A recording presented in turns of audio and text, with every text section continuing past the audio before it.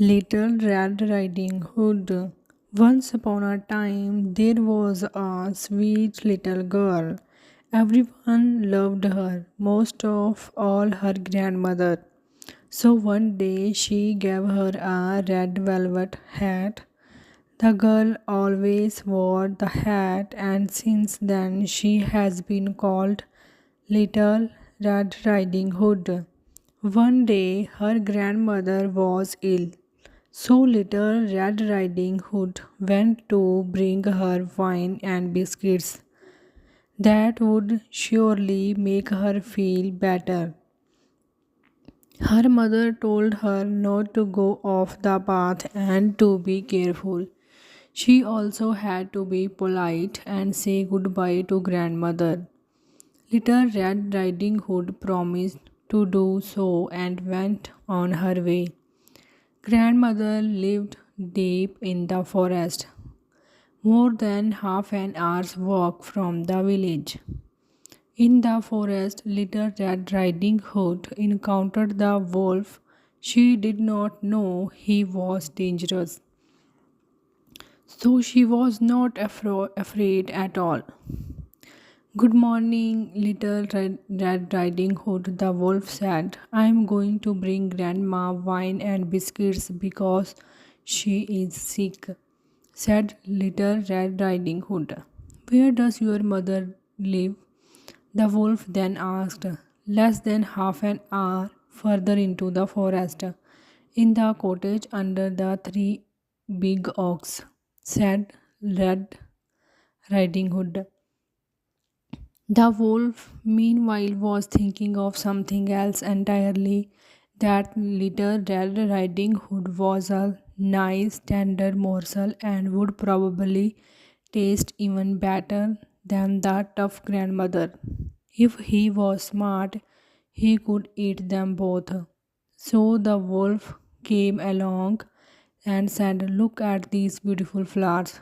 Don't you want to look around for a bit?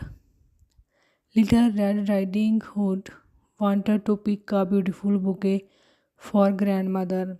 It was still early, so she had plenty of time, and so she left the path and wandered deeper and deeper into the forest.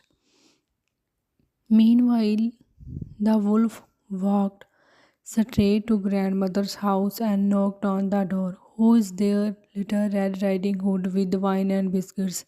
Open up, come in. I can't get up, said grandmother. When the wolf was inside, he jumped into the bed and ate grandmother in one go.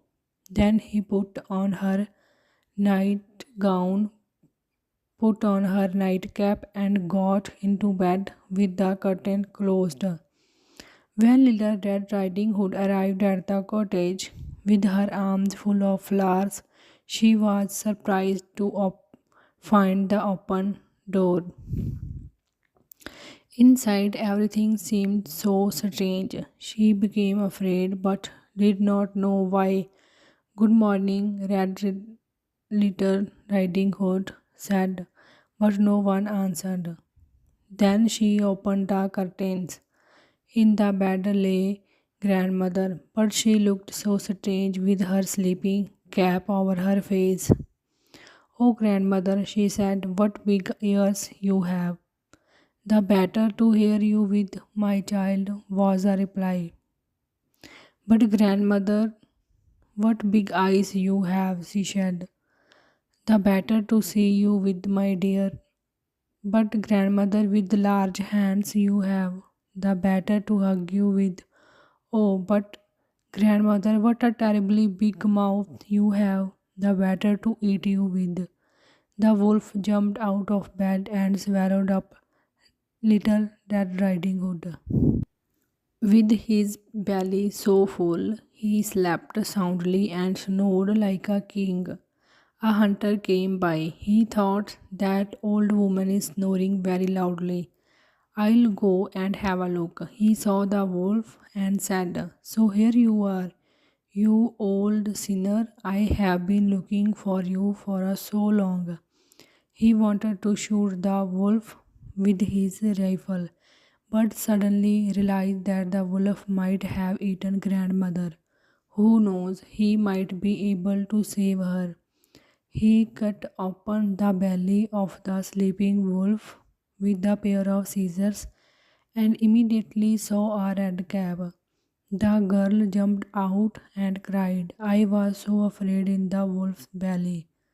It was so dark there, and after that, the aged grandmother came out alive also, but scarcely able to breathe. Then the hunter filled the wolf's belly with stones. When the wolf woke up, he wanted to run away, but the stones stopped him. He fell to the ground and never woke up again. The hunter, grandmother, and little Red Riding Hood were happy. The hunter took the wolf's fur home. Grandmother drank the white wine and ate all the biscuits, and soon felt a lot better. And little Red Riding Hood said to herself, I will never leave the forest path again for as long as I live, and I will always listen to my mother.